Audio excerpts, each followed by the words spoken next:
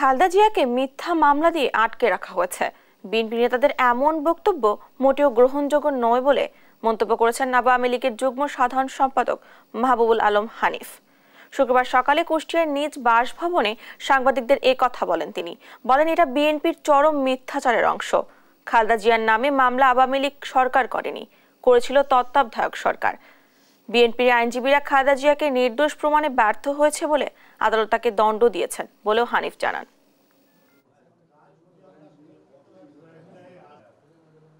বেগম খালেদার বিরুদ্ধে মিথ্যা মামলা দিয়ে আটক রাখা হয়েছে, এই ধরনের বক্তব্যটা মোটেই গ্রহণযোগ্য নয়।